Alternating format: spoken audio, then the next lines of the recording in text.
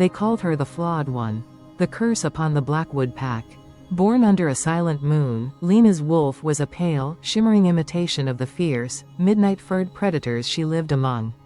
For 18 long years, every sneer, every shove, every whispered insult was a stone added to the heavy, suffocating wall around her heart. Tonight, under the cold, glaring eye of the full moon, her pack would finally cast her out. They would leave her, broken and alone, to the unforgiving mercy of the wild. But they were all blind. They saw only weakness, a broken link in their mighty chain. They never saw the faint, crescent-shaped scar upon her skin. A mark that would soon bring the most powerful wolf in the entire world to their very doorstep, shattering their cruel reality forever. The forest floor was a tapestry of damp earth and decaying leaves, a scent that should have been a comfort to any werewolf, but for Lena, it only filled her with a familiar, suffocating dread. Every snap of a twig underfoot, every rustle in the shadowy undergrowth felt like a judgment. She was trailing behind the hunting party, as always, a ghost at the edge of her pack's vibrant, violent life. The Blackwood Pack was known for its brutality and its pride. Their wolves were massive, with pelts the color of a starless midnight, and eyes that burned like hellish embers. They were strength incarnate. And then, there was Lena. Her wolf, when it deigned to surface, was a fragile, shimmering silver thing, an apparition that looked more like captured moonlight than muscle and sinew. Worse still, the shift itself was a battle she rarely won. It was a broken, agonizing process that left her trapped halfway between forms, a monstrous chimera of girl and beast, gasping in raw, searing pain until her body gave up and collapsed back into its human form. The pack elders called it a curse from the moon goddess herself. The pack's youth had a simpler, crueler name for her, the half-wolf. "Keep up, half-wolf." The voice, sharp and cold, sliced through the crisp evening air. Ronan. He stood on a ridge ahead, broad-shouldered and infuriatingly confident, the perfect son of their alpha. His own wolf was a magnificent black beast, second only to his father's. There was a time, years ago, when his voice had held a different tone, a time when his hand had been gentle, pulling her up after she'd fallen. Now, it was just another weapon used to cut her. She lowered her gaze, pulling her worn leather tunic tighter around her thin frame. "I'm trying, Ronan," he scoffed, a sound that carried the weight of the pack's collective disdain. "Trying isn't good enough. The Great Hunt waits for no one, especially not a defect." The Great Hunt. The annual tradition W. Here the pack's strongest hunters brought down a great stag to honor the moon and secure their territory. For Lena, it was just another ritual of humiliation. She was forbidden from participating, relegated to the role of a glorified carrier, tasked with hauling back whatever meager scraps were left for the very bottom of the pack. Alpha Alistair, Ronan's father and the unyielding ruler of the Blackwood Pack, emerged from the tree line. He was a mountain of a man, his presence so immense it seemed to suck the very air from the forest. His eyes, cold chips of granite, landed on Lena, and his lip curled in a disgust that was as familiar as it was painful. "What is this creature still doing here?" he growled, his voice a low rumble that vibrated deep in Lena's bones. "She taints the hunt with her weakness." "She's falling behind, father," Ronan said, his tone now laced with the eager-to-please respect he always showed the alpha. "I was just telling her to hasten her pace." "Pace?" Alistair took a menacing step toward her. Lena flinched instinctively, taking a step back, her heel catching on a gnarled root. She stumbled, landing hard on the damp, unyielding ground. A few of the other young wolves snickered, the sound like shards of glass in her ears. "It should not be here at all," Alistair snarled, his gaze sweeping over her crumpled form. "It is a walking insult to our bloodline. Look at it. Pale skin, silver eyes. Not a drop of the Blackwood strength in its veins." He was right. While the others were sun-bronzed and dark-haired, radiating an earthy power, Lena was fair, with hair the color of spun moonlight and eyes that mirrored her wolf's silver coat. She was a stark, living symbol of otherness. "Get up," Alistair commanded, his voice devoid of any warmth. "Carry the waterskins. If you cannot hunt, you will at least make yourself useful. Do not let me see your pathetic face again until we call for you." Tears, hot and shameful, pricked at the corners of her eyes, but she refused, absolutely refused, to let them fall. She scrambled to her feet, grabbing the heavy, sloshing waterskins from the ground and slinging them over her shoulder. The weight was immense, digging into her fragile bones, but the physical pain was a dull ache compared to the sharp, twisting agony in her chest. She watched them go, a formidable wall of dark fur and rippling muscle, their laughter echoing through the ancient trees as they vanished into the deepening twilight. Alone. Finally, completely alone, she sank against the rough bark of an ancient oak, the waterskins thudding to the ground beside her. The forest was silent now, save for the lonely whisper of the wind through the canopy. It was in these moments of solitude that she felt the pull most acutely, the desperate, pre-mal yearning of the wolf inside her. It wasn't a monster. It was a part of her soul, trapped and frightened, clawing against the cage of her own flawed body. She closed her eyes, focusing on the thrum of life in the woods around her. She tried to reach for her inner beast, not with force, but with a gentle, pleading whisper from the depths of her heart. Please, she breathed into the silence of her own mind. Just for a moment, let me be whole. A familiar, terrifying tremor started in her limbs. A wave of blistering heat washed over her, followed by the excruciating sensation of bones grinding, muscles tearing and reforming. She gritted her teeth, stifling a scream as her spine elongated and her senses sharpened to an almost painful degree. The world dissolved into a dizzying kaleidoscope of scent and sound, the rich smell of loam, the distant musk of a fox, the frantic heartbeat of a rabbit in its burrow 100 yards away. But then, as always, it stopped. The transformation halted, cruelly, midway. She was on all fours, her body a grotesque parody of both human and wolf. Fur sprouted in pathetic, patchy tufts on her skin. Her hands were half-formed into paws, tipped with elongated, useless claws. Her face was a twisted mask of lupine features. The pain was blinding, white-hot. Her wolf whimpered in her mind, a sound of pure, unadulterated frustration and agony. Defeated, she collapsed. The shift receded like a painful, shameful tide, leaving her naked, shivering, and more broken than ever before. This was her curse. This was why they hated her. She wasn't just different, she was incomplete, a failed creation. A twig snapped, sharp and deliberate, nearby. Lena's head shot up, her heart hammering a frantic, terrified rhythm against her ribs. Ronan stood there, his arms crossed, a strange, unreadable expression on his face. It wasn't the usual sneer of contempt. It was something else, something softer, and somehow more dangerous. Pity, he said quietly, his eyes scanning her trembling, exposed form. He averted his gaze, a flicker of something, shame, crossing his features as he pulled off his own tunic and tossed it to her. It landed in a heap at her feet.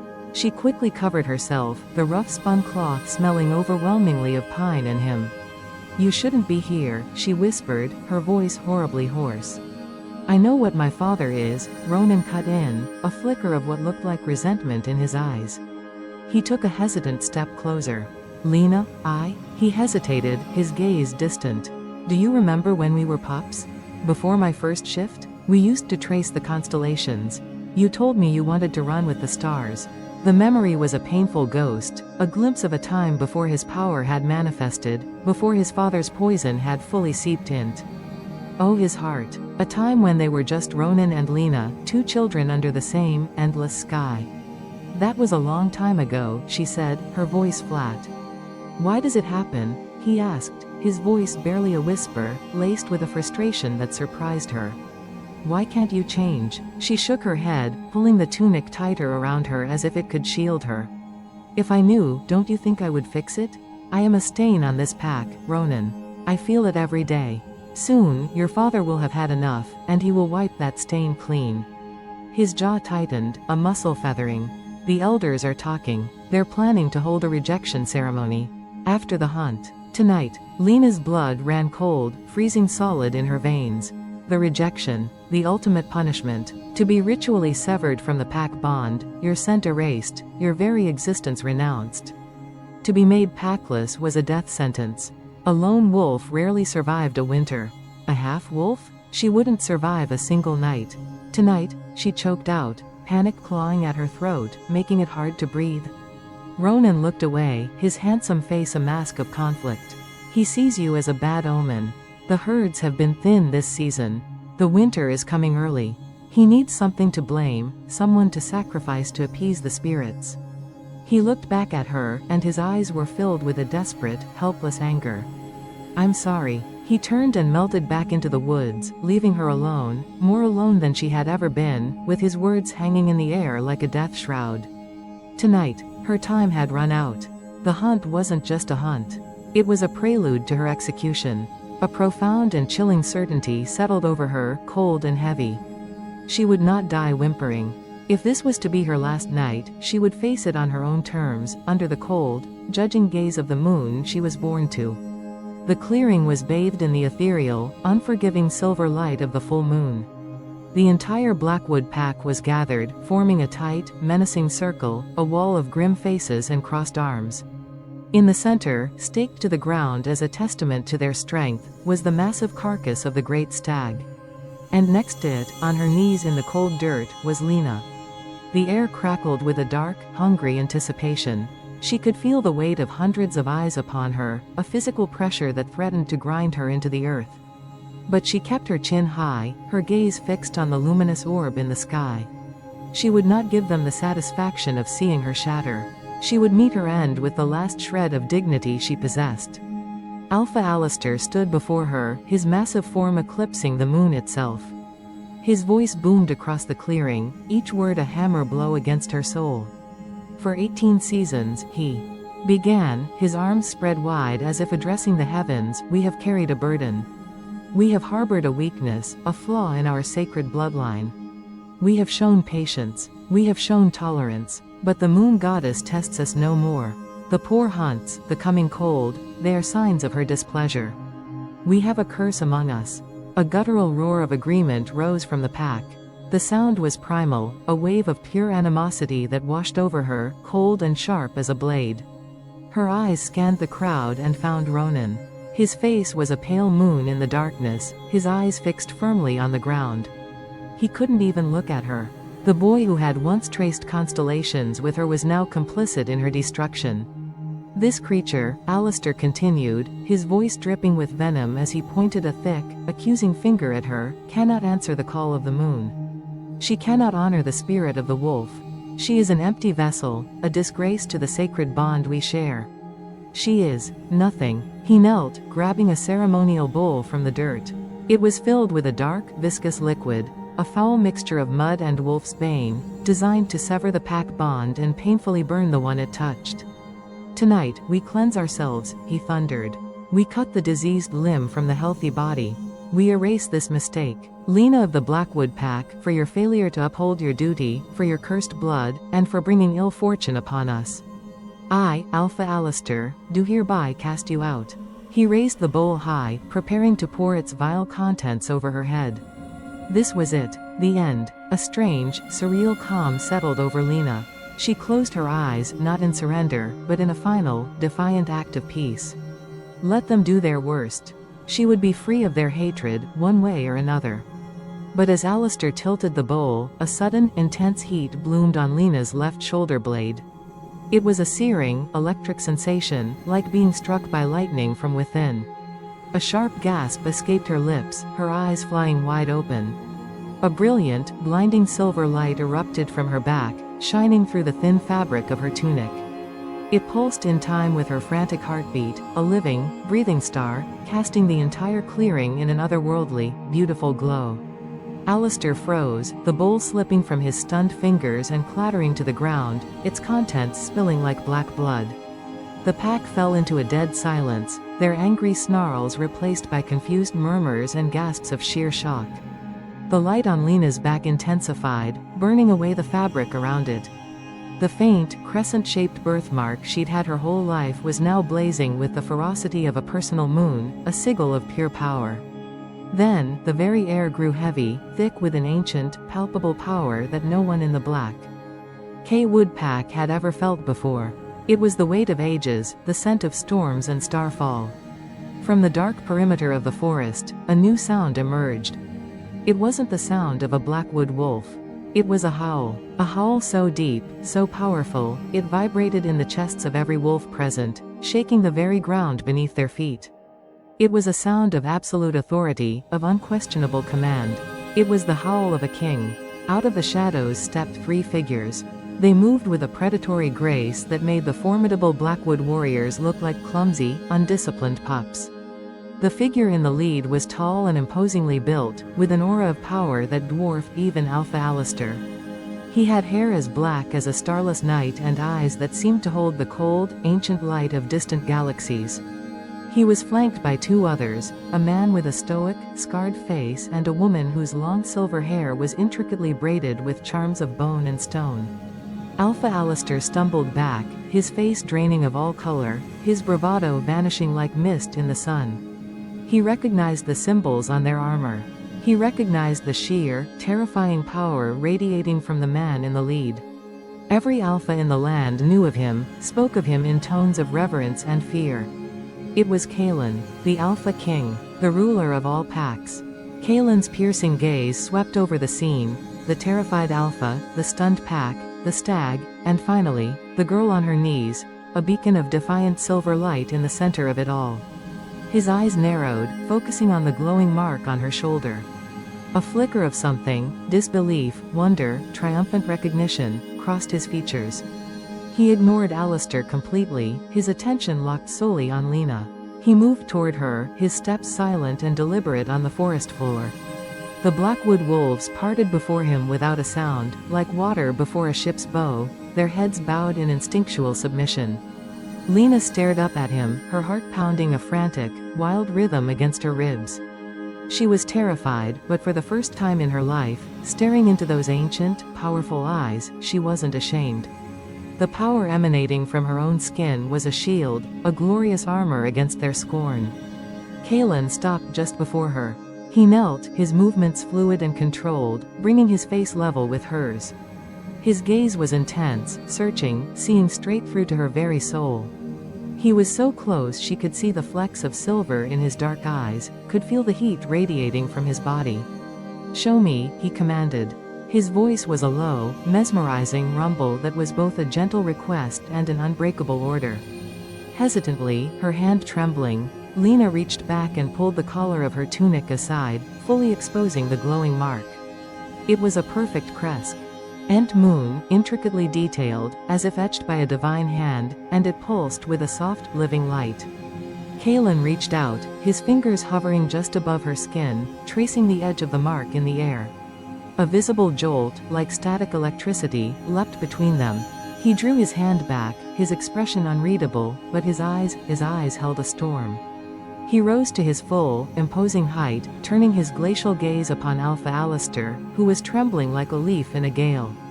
"You were in the middle of a rejection ceremony," Kaelan stated, his voice dangerously calm. "For this girl." Alistair swallowed hard, his throat working. "Your Majesty, King Kaelan, we did not know. She is flawed. A curse." "A curse?" Kaelan's voice dropped, becoming deadly soft. "You stand on sacred ground, under the eye of the goddess herself, and you call her chosen, a curse?" He gestured to Lena, his voice rising to a thunderous declaration that echoed through the trees. "You pathetic fool, do you have any idea what this mark signifies?" Alistair could only shake his head, his eyes wide with primal terror. "This," Kaelan announced, his voice ringing with a power that vibrated through the soul of every wolf in the clearing, "is the mark of the moon. A sign from the goddess herself, not seen for 1,000 years. It marks the one who carries the blood of the first Luna, a destiny of immense power." He turned his gaze back to Lena, and for the first time, she saw a hint of something other than command in his eyes. It was a profound, soul-deep reverence. "You were about to cast out your salvation. You were about to destroy your only hope." The Alpha King's words hung in the moonlit air, heavy and irrefutable, a verdict that reshaped reality itself. The Blackwood Pack, moments ago a unified front of snarling judgment, now stood as a fractured collection of stunned, fearful individuals. They stared at Lena, no longer with hatred, but with a dawning, horrified awe.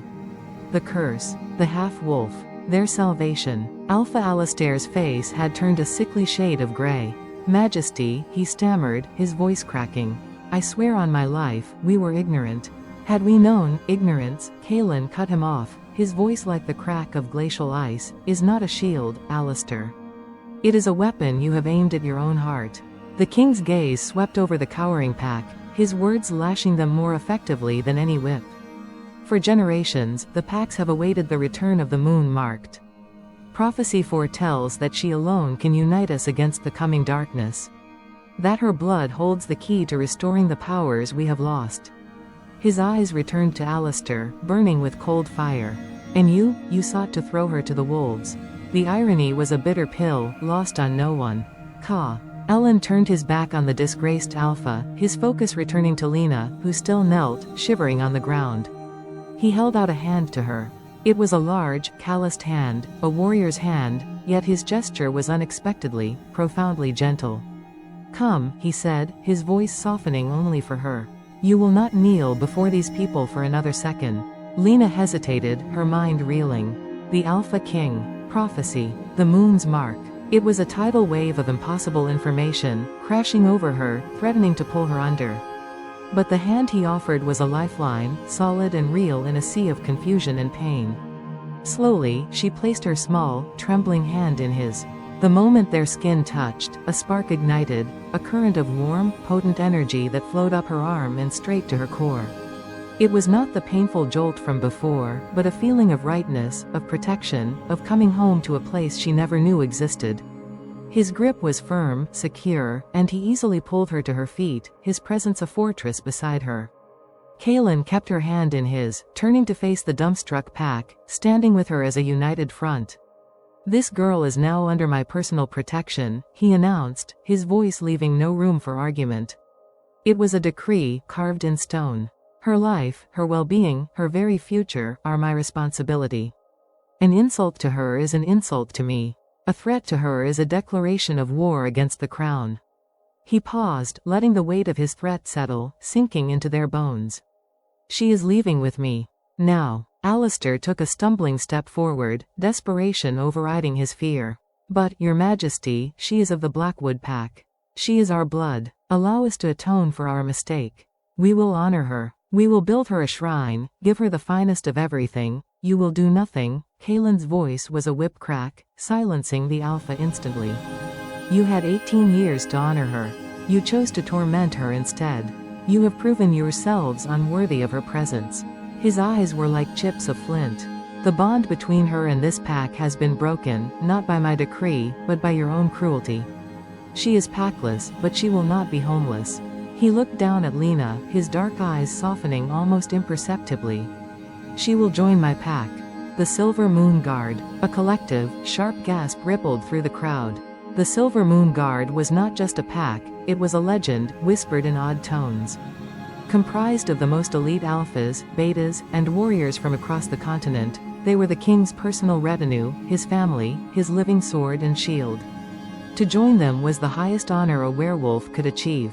Lena felt a dizzying mix of terror and exhilaration. Her, a member of the Silver Moon Guard? The girl who couldn't even see.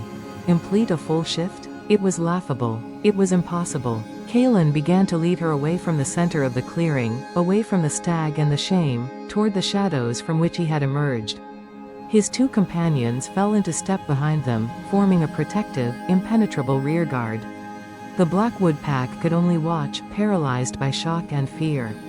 As they reached the edge of the trees, Lena risked a single, final glance back. She saw Ronan. He had pushed his way to the front of the crowd. Their eyes met across the clearing, and the distance between them felt like an uncrossable chasm. His face was a canvas of anguish, regret, and a profound, soul-singing loss. He had thrown her away. He had stood by and watched as his pack tried to destroy her, and in doing so, he had lost something far more precious than he had ever realized. He took a half-step forward, his mouth opening as if to call her name, but no sound came out. The words, like his courage, had failed him. Lena turned away, a single, hot tear finally tracing a path through the grime on her cheek. It wasn't a tear of sadness for what she was leaving behind, but a tear of grief for the girl who had endured so much, and a tear of terrifying uncertainty for the overwhelming future that had just claimed her. Deeper in the woods, hidden in a secluded hollow, a small, efficient encampment awaited. A fire burned low, casting dancing shadows on the faces of several other imposing warriors, all bearing the same silver moon crest. They rose to their feet as their king approached, their eyes immediately shifting to the slender, silver-haired girl at his side. The woman with the silver braids stepped forward, her kind, intelligent eyes landing on Lena, filled with a warmth that felt alien and wonderful. "Is it truly her, my king?" Kaelin finally released Lena's hand, though he remained close, a solid, reassuring presence. "It is, Lyra. The goddess has answered. This is Lena." He gestured to his companions. "This is Lyra, my wise woman and seer. And this is Liam, my beta and oldest friend." Liam, the stoic warrior with the scarred face, gave a curt, respectful nod, his sharp eyes assessing her with a neutral, professional gaze. Lyra, however, approached her with a smile that reached her eyes. She gently took Lena's cold hands in her own, her touch surprisingly soft. "Welcome, child," Lyra said, her voice like the rustling of leaves. "We have waited a very, very long time for you." Lena could only manage a small, shaky nod. She felt like a fragile leaf caught in a hurricane, spun in a direction she could not comprehend. I don't understand any of this." "You will," Kaelin's voice rumbled beside her. "But for now, all you need to understand is this. You are safe. Your old life is over." He gestured to one of the guards. "Bring her a cloak and some food. The journey to the citadel is long. We leave at once." A thick, fur-lined cloak was draped over her shoulders, its weight and warmth chasing away the deep, soul-level chill that had settled in her bones. Someone pressed a warm piece of journey bread and roasted meat into her hands. She ate mechanically, the food tasteless in her mouth, her mind a whirling vortex of fragmented thoughts and emotions. As she looked back in the direction of the Blackwood clearing, she knew Kaelin's words were true. Her old life was over. The outcast, the half-wolf, was gone. In her place was someone new, someone marked by the moon, someone claimed by a king. The weight of it was terrifying. The journey to Silverwood Citadel was a blur of motion and surreal landscapes. They traveled for 3 days, moving with the tireless, ground-eating speed of the truly powerful. For Lena, who had never ventured more than 10 miles from the Blackwood territory, it was like stepping into a different world. The dense, dark woods she knew gave way to rolling, emerald hills, then to soaring, snow-capped mountains, and finally to wide, open plains under an endless, breathtaking sky. The Silver Moon Guard treated her with a quiet, profound respect that was more unnerving than the open hostility she was used to. They kept a respectful distance, but their eyes were always on her, watchful and fiercely protective. Liam, the beta, was a silent, ever-present shadow, always seeming to be a few paces away, his hand never far from the hilt of the sword strapped to his back. Lyra was gentler. She would walk with Lena at times, pointing out different herbs and explaining their properties, a calm, soothing chatter that was a balm on Lena's frayed nerves. But it was King Kaelin who dominated her every sense. He was a constant, formidable presence. He rarely spoke to her directly during the journey, instead issuing orders and coordinating their movements with an effortless, born-to-command authority. Yet, she felt his gaze on her often. When she stumbled from exhaustion, he would call for an immediate halt. When she shivered by the fire at night, a thicker blanket would appear silently beside her. He cared for her through actions, not words, and it was a language of silent devotion she was slowly, hesitantly, beginning to understand. On the morning of the 4th day, they crested a high mountain pass. Liam pointed ahead, a rare hint of pride in his voice. There, Silverwood Citadel. Lena's breath caught in her throat, her heart stuttering to a stop for a single, awe-filled moment. Nestled in a valley carved by an ancient, winding river, was a city unlike anything she could have ever dreamed of. It wasn't a rough collection of wooden halls and huts like the Blackwood settlement. This was a true city, built of pale white stone that seemed to drink in the sunlight and glow from within. Elegant towers pierced the low-hanging clouds, connected by sweeping, graceful bridges. A massive, formidable wall, inlaid with veins of shimmering silver, encircled the entire valley. And at its heart, built into the very bones of the mountain itself, was a colossal fortress, the Citadel. Waterfalls cascaded from its heights, feeding the crystal-clear river that flowed through the city's heart. It was a place of myth and power. As they descended into the valley, werewolves stopped their daily tasks to stare. They bowed their heads deeply as the king passed, their eyes filled with a mixture of reverence and burning curiosity as they looked at the small, slender girl walking at his side. No one sneered, no one whispered insults. Here, the king's protection was absolute, his word law. The citadel was even more magnificent up close. The gates were forged of gleaming silver and ancient, hardened oak, standing 3 times the height of a tall man. The halls within were vast and echoing, their high ceilings lost in shadow, adorned with towering tapestries that depicted legendary hunts and great battles from a forgotten age. The very air hummed with power and history, the weight of centuries pressing down in a comforting, rather than oppressive, way. Kaelin led her through winding, torch-lit corridors to a private wing of the fortress. He stopped before a set of beautifully carved wooden doors, depicting the phases of the moon. "These will be your chambers. You will be safe here. No one will enter without your permission." He pushed the doors open. Lena gasped, her hand flying to her mouth. The room was larger than the entire hovel she had shared with the other Omegas back home. A huge, canopied bed piled high with plush furs and soft blankets dominated the center. A large stone fireplace was already crackling with a warm, inviting blaze, and wide glass doors opened onto a balcony that overlooked a stunning private garden, complete with its own whispering waterfall. The sheer opulence was overwhelming. It's too much," she whispered, her voice small in the cavernous room.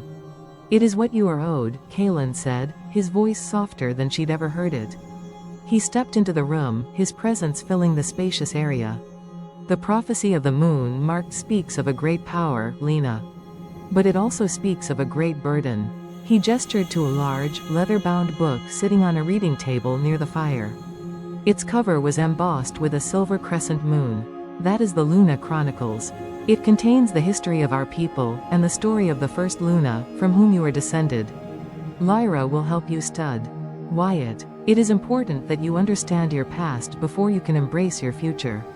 Lena walked over to the book, her fingers trembling as she traced the emblem on its cover.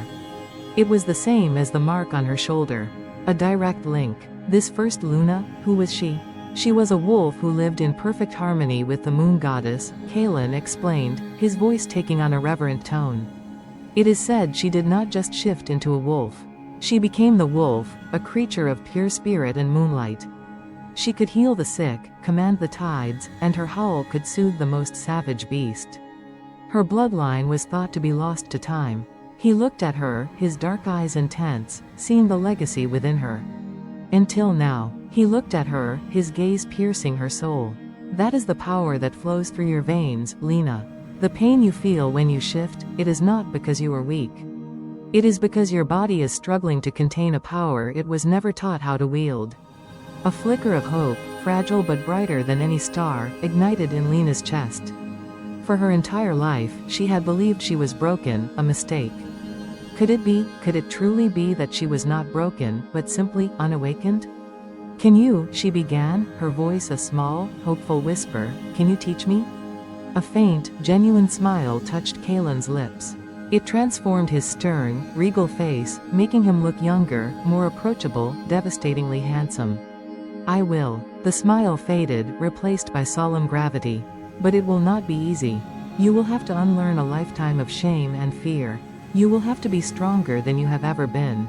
"I am stronger than you think," she replied, a spark of her own long-buried defiance finally surfacing, fanned by the ember of hope. "I survived the Blackwood Pack." His smile returned, a little wider this time, a flash of white in the firelight. "Yes," he said, his voice rich with approval. "You did." He grew serious again. "Rest now. Tomorrow, your new life truly begins. Lyra will bring you new clothes and whatever else you require." He turned to leave but paused at the door.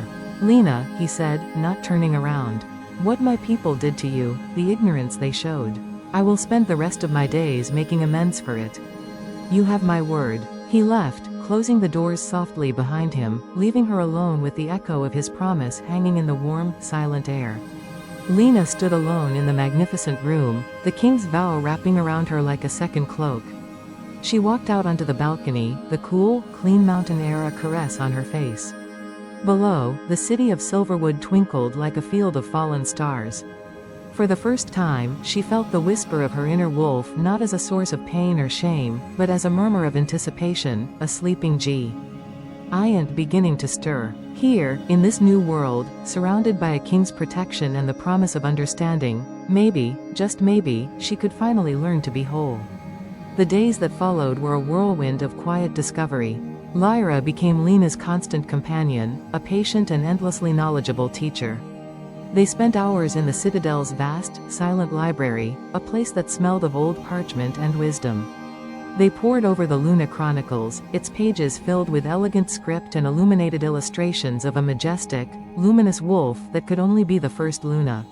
Lena learned that her ancestry was far grander, far more terrifying, than she could have ever imagined.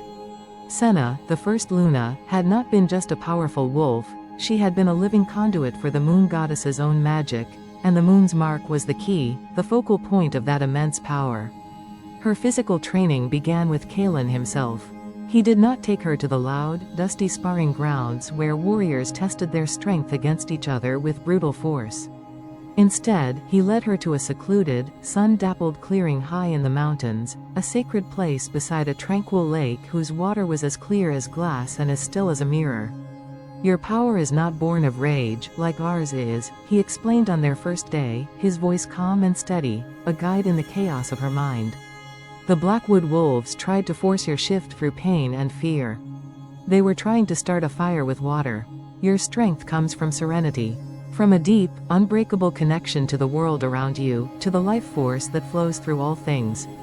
He instructed her to sit on the soft grass, to close her eyes, and to just feel. To feel the vibrant life in the soil beneath her, the warm energy of the sunlight on her skin, the ancient, endless song of the water in the lake. To listen to the wind not as a sound, but as a voice. At first, it was impossible.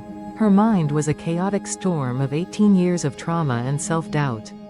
The voices of her tormentors were a constant, mocking echo in the silence. "They called me weak," she confessed one afternoon, her frustration boiling over into tears of anger and shame. "They said I was a curse. How can I find peace when all I've ever known is pain?" Kalen sat opposite her, his powerful form relaxed, his presence a steady anchor. "You cannot silence the past, Lena. But you can choose not to listen to its echoes. They called you weak because they feared a strength they could not comprehend. Your pain has forged in you a resilience that none of my warriors possess. That resilience is your anchor. Use it." Slowly, painstakingly, she began to learn. She started to feel the subtle energies he spoke of, the slow, patient thrum of the earth's heartbeat, the vibrant network of roots weaving a secret tapestry under the ground, the joyful flow of water from the mountain's peak. And as she did, the frantic, pained, caged energy of her inner wolf began to calm. Its whimpers turned into curious snuffles, its clawing into a gentle pressing against the walls of its prison. One evening, as the sky bled into shades of violet and orange, Kalen brought her to the clearing. The air was cool, and the first stars were beginning to prick the darkening canvas of the sky. The full moon, her moon, began to rise, its pale, silver light filtering through the pine canopy. "Tonight," Kalen said, his voice a low murmur in the twilight, "we do not force the shift. We invite it. Do not think of bone and muscle. Think of light. Feel the moon's pull. Let it fill you. Become one with it." Lena closed her eyes, breathing deeply, in and out, letting the rhythm of her breath sync with the pulse of the world around her. She reached out with her senses, not to the earth this time, but upward, to the moon itself. She felt its cool, silver energy wash over her, a gentle, loving embrace, a mother welcoming a long-lost child. It did not burn, it soothed. It did not tear, it wove. The familiar warmth bloomed on her shoulder, but this time it was not a searing pain. It was a comforting heat, spreading through her body like a sip of fine wine. The mark began to glow, not with a frantic, desperate light, but with a calm, steady, powerful luminescence. She didn't feel the agonizing tearing of her old shifts. Instead, a wave of liquid, brilliant light seemed to pour through her veins. It felt less like a transformation and more like an unveiling, like shedding a heavy, ill-fitting coat she had worn her entire life. It was effortless. When she opened her eyes, the world looked different. Sharper, brighter, more vivid. The colors were deeper, the scents a complex symphony of information. She looked down and saw not hands, but paws. Paws covered in a thick, plush coat of fur that shimmered and shifted with the very essence of spun moonlight. There was no pain. There was no half-formed monstrosity. There was only wholeness, power, grace. A joyous, instinctual cry escaped her throat, and she threw her head back and howled. It was not the howl of a blackwood wolf, filled with aggression and dominance. It was a pure, melodic, heartbreakingly beautiful sound, a song of gratitude and release that seemed to make the very trees hum in harmony, the stars shine a little brighter. Kalen stood nearby, watching in his human form, a look of profound, unguarded wonder on his face. He had seen thousands of shifts in his long life, but he had never seen anything like this. She was magnificent. Her silver wolf was not just a color, it was a substance. She seemed to be woven from moonbeams themselves, ethereal and yet intensely, powerfully real. She was the living embodiment of the legends he had studied his entire life. Lena took a step, then another, her new form feeling more natural, more right, than her human body ever had. She bounded through the clearing, a streak of living, breathing silver, her movements impossibly fast and fluid, a dance of pure, unadulterated freedom. She was not a curse. She was not flawed. She was power. She was beauty. She was, finally, and completely, herself. The freedom was intoxicating. Lena raced through the moon-drenched clearing, a living comet of silver light. Each powerful stride was a revelation, each breath of the cool night air a symphony of scent and life. She could hear the heartbeat of a mouse burrowed deep beneath the roots of an oak, smell the sap rising in the pine trees, feel the gentle pull of the moon on every fiber of her being. This was what it meant to be a wolf.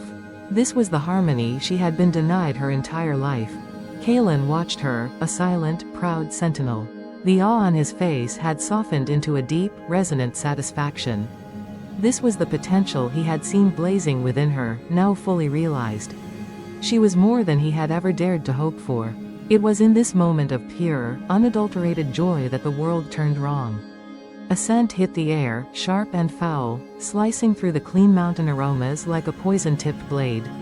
It was the acrid smell of rot and dark magic, the foul, coppery stench of corrupted wolves. It was a smell that screamed of hatred and decay. From the inky shadows at the far edge of the clearing, 3 figures emerged. They were huge, their forms twisted and unnatural. Their fur was matted and clung to their bodies in dark, greasy clumps. Their eyes glowed with a malevolent, sickly red light, devoid of any reason or soul, filled only with a mindless, all-consuming rage. Blood-fang cultists. The thought slammed into Kalen's mind a fraction of a second before the largest one lunged. But it did not lunge at him, the Alpha King. It lunged, with rabid intent, straight for Lena. There was no time for thought, only instinct. Lena's newfound instincts. A surge of protective, righteous energy flooded her. The moon's mark on her shoulder blazed like a miniature sun, and a wave of pure, concentrated silver light erupted from her, a visible shockwave of power. It slammed into the charging wolf with the force of a physical blow.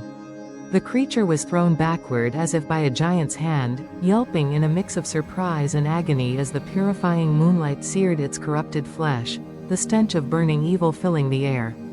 Kalen's own shift was a blur of controlled, terrifying violence. In the space of a CNGLE heartbeat, a massive, majestic black wolf stood where the king had been. He was a creature of legend, his size nearly double that of the cultists, his power a palpable force that made the very air tremble. He met the other 2 head-on, a whirlwind of obsidian fur and righteous fury, his powerful jaws and razor-sharp claws a testament to centuries of battle. But Lena's focus was locked on the one she had struck. It scrambled to its feet, shaking its massive head, its red eyes now fixed on her with a renewed, hateful intensity. It charged again, a slavering, monstrous thing of darkness. This time, she did not rely on a blast of light. She met its charge with her own. She was smaller, sleeker, but she was impossibly fast, a dart of quicksilver. She ducked under its snapping, fetid jaws, her own luminous teeth finding purchase in the creature's thick foreleg. It howled, a sound of genuine pain, but its movements became sluggish, its corrupt strength seeming to fail it under her touch. A realization, bright and clear, dawned within her. Her touch, her very presence, was a purifying force. The goddess's energy flowing through her was a lethal poison to their corruption. She was not just fighting them, she was unmaking them. She pressed her advantage, not with the brutal, tearing violence of the Blackwoods, but with an overwhelming, radiant aura of pure, concentrated moonlight. She advanced, and the cultist shrank back, its red eyes flickering with something akin to fear. It let out a final, guttural shriek, its body beginning to smoke and steam as if touched by holy fire, before it turned and fled, limping, into the protective darkness of the trees, its form dissolving at the edges. As it vanished, Kalen finished his grim work. With 2 efficient, devastating snaps of his powerful jaws, the remaining cultists fell silent, their malevolent light extinguished forever. The clearing fell into a sudden, ringing silence, broken only by Lena's and Kalen's heavy breaths. The scent of battle and dark magic hung heavy in the air. In an instant, Kalen shifted back to his human form. He rushed to her side, his hands hovering over her luminous fur, his eyes scanning for any sign of injury, his face a mask of stark fear and fierce pride. "Are you hurt?" The silver wolf shimmered, and Lena stood before him in her human form, panting, her eyes wide, but unharmed. "No," she said, her voice filled with a breathless, electrifying wonder. She looked at her hands, then back at him, a slow smile spreading across her face. "I'm not." The smile faded into something more profound. I fought." Kalen reached out, his calloused hand gently brushing a stray lock of silver hair from her face. His thumb lingered on her cheek, and the spark that had always been between them as no longer a flicker, but a steady, roaring flame, undeniable and all-consuming. "You did more than fight," he said, his voice thick with an emotion so deep it shook him to his core. "You commanded. You wielded the light. I have never, in all my long years, I have never seen such power. Such grace." In that moment, under the witness of the full moon, the last vestiges of distance between them vaporized. He was not just her king, and she was not just his charge. They were 2 halves of a single, destined whole. 2 souls who had wandered in the shadows, finally finding their counterpart in the light. He leaned in, his forehead resting against hers, his eyes searching the depths of her silver gaze. "The prophecies were incomplete," he whispered, his breath warm against her lips. "They spoke of your power. They never spoke of your courage, or your breathtaking beauty."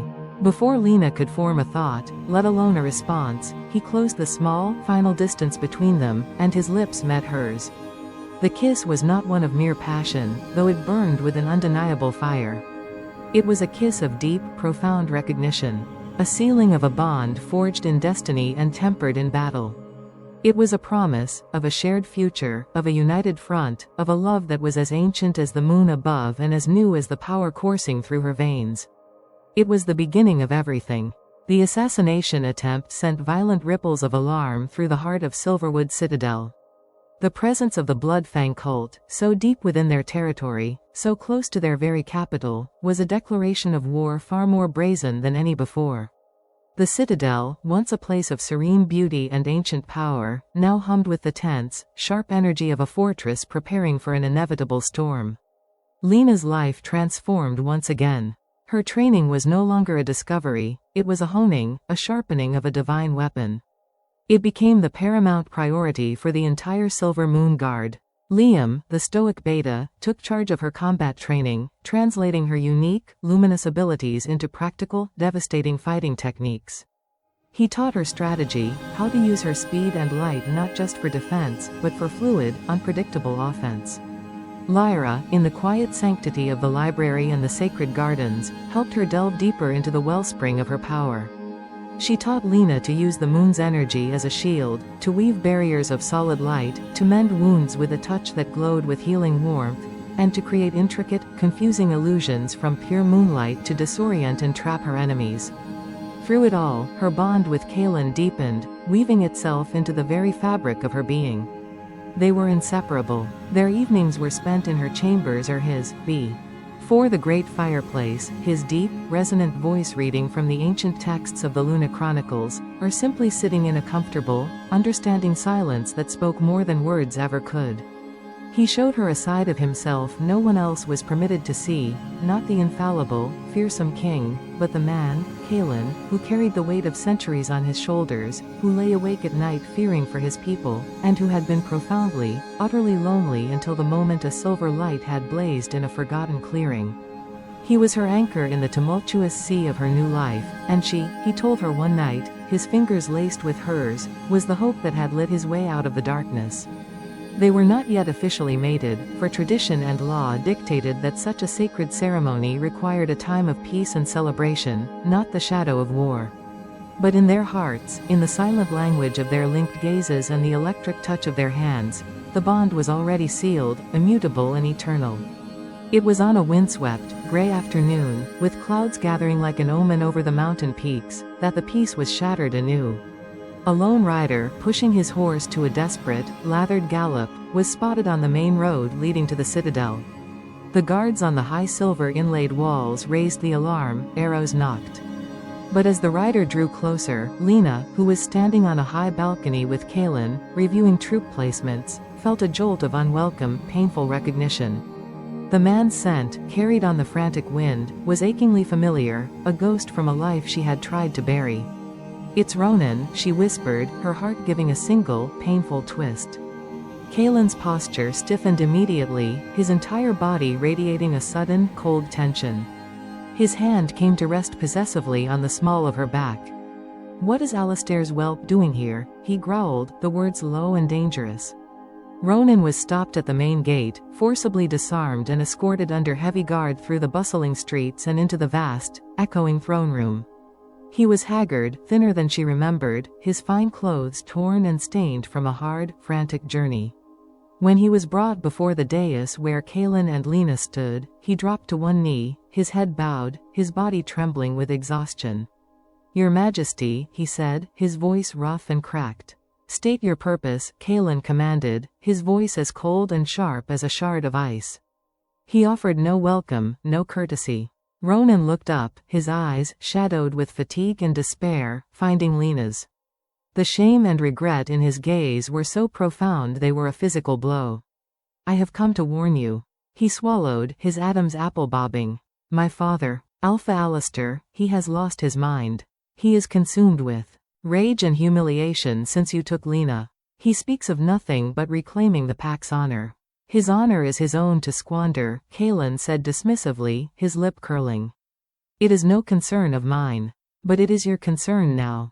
Ronan pressed, his voice rising with a desperate urgency. "He has made an alliance. An alliance with the Bloodfang cult." A cold, dead silence fell over the throne room. Lena felt the chill of it seep into her very bones. She saw Liam's hand tighten on the hilt of his sword, saw Lyra's face pale. "He met with their leader," Ronan continued, the words tumbling out now, frantic and fearful. "A shadowy figure they call the Master. He told them about the moon's mark. He believes that if he helps them capture her, the Master will grant him untold power and restore the Blackwood Pact to glory." His eyes, pleading and desperate, locked with Lena's. "They are planning an attack. A full-scale assault. Not just with a few assassins, but with an army." Kaelin's eyes narrowed into dangerous, glittering slits. "When?" "During the next lunar eclipse," Ronan said, his voice breaking. "In 2 weeks' time. They know that the eclipse weakens a normal werewolf's connection to the moon, leaving them at their most vulnerable. They believe it will be the perfect time to strike the citadel." Lena stepped forward, away from Kaelin's protective touch, her silver eyes fixed on the broken young man before her. "Why, Ronan?" she asked, her voice quiet but clear, cutting through the tension. "Why betray your own father? Your own pack?" He finally looked away from her, unable to bear the direct, searching intensity of her gaze, a gaze that was no longer that of a victim, but of a queen. "Because what he is doing is not for the pack," he whispered, the confession tearing from him.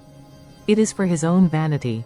He is leading them to their doom, allying with monsters that will destroy us all." He swallowed again, a hard, painful sound. "And because I cannot stand by and let any more harm come to you.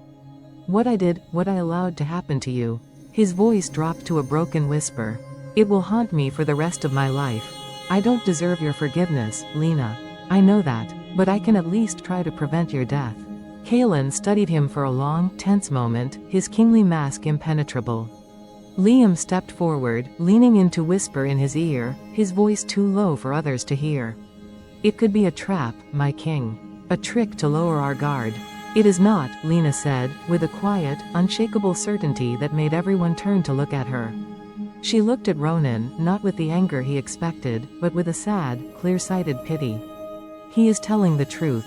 I can feel it. The despair coming from him, it's real." Kaelin trusted her intuition, her newfound connection to the truths of the world, above all else. He gave a curt, decisive nod. "Take him to the guest quarters. Keep him under guard, but see that he is fed and his wounds are treated."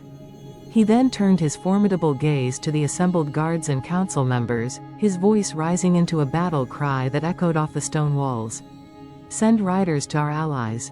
Call the banners. We have 2 weeks to prepare for war." Later that night, Lena found Kaelin standing on the highest rampart of the citadel, a solitary, brooding silhouette against the star-strewn sky. He was staring out at the moonlit valley, but she knew he was not seeing its beauty. He was seeing battle lines, strategies, and the faces of the men and women who would fight and die. The weight of the coming conflict was a heavy mantle upon his broad shoulders. She moved silently to stand beside him, then wrapped her arms around his waist from behind, resting her cheek against the strong, solid plane of his back. "We will face this together," she said, her voice firm, imbued with a strength that had been forged in rejection and tempered in light. "We will win." He placed his large, warm hands over hers, his thumb stroking gentle circles on her knuckles. "I know," he replied, his voice a low rumble. "But I curse myself for bringing this danger to your door. You have known nothing but strife since the moment I found you." "You didn't bring it," she corrected him gently, turning him to face her. In the moonlight, his features were stark and beautiful, his eyes pools of dark, unwavering devotion. "You brought me out of a darkness I never would have escaped.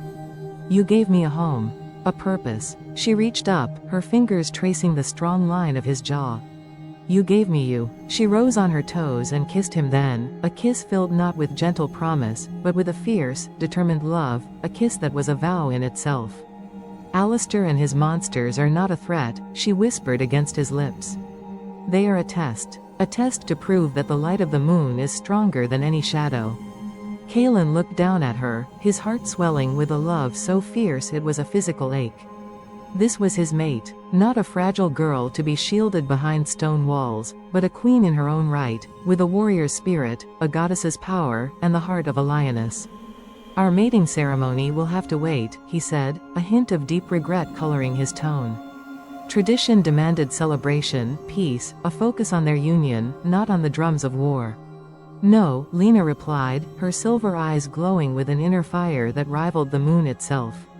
"Let's have it the night before the battle." Kaelin stared at her, stunned by the boldness of the declaration. "Let's face them," she continued, her voice gaining power, not just as a king and his ward, but as a mated pair, bound by the goddess herself. "Let our union be the beacon that guides our people through the darkness. Let it be our declaration that we do not cower in the face of their shadows. We embrace our future, no matter what comes." Kaelin's breath caught in his chest. It was a defiant, brilliant, fearless move. A statement of unwavering faith and unbreakable power in the very jaws of war. It was perfectly, utterly her. He pulled her close, crushing her to his chest, his lips finding hers again, this time with a burning, possessive passion that promised a dawn, even in the face of the longest night. It was a kiss that sealed their fate, not as individuals, but as one single, unstoppable force. The preparations for both war and wedding began in a frantic, simultaneous whirlwind. The citadel became a hive of controlled chaos. Blacksmiths hammered day and night, their forges glowing like angry eyes. Scouts came and went with grim reports.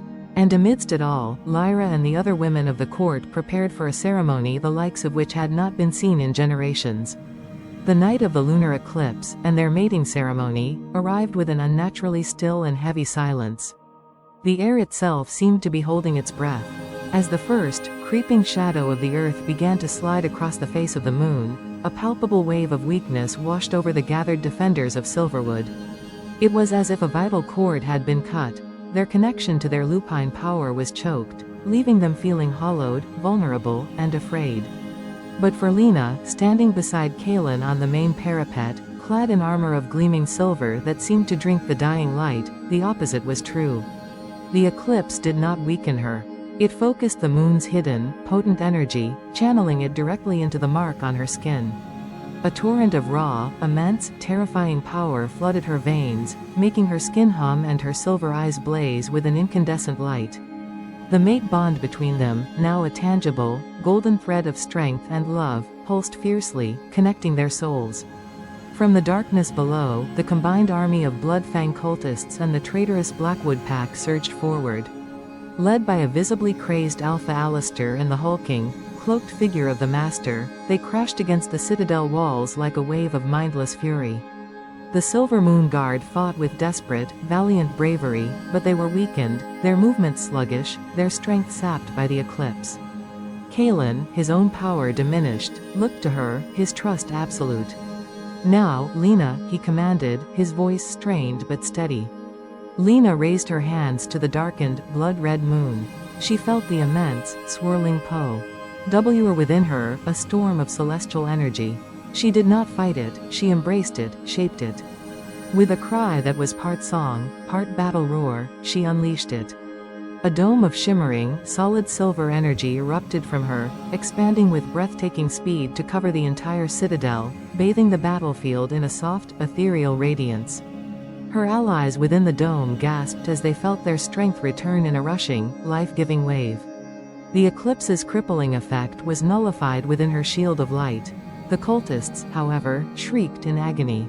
The pure, concentrated moonlight was anathema to their corruption. Where it touched them, their flesh smoked and burned, turning the tide of the battle in a single, glorious, devastating instant.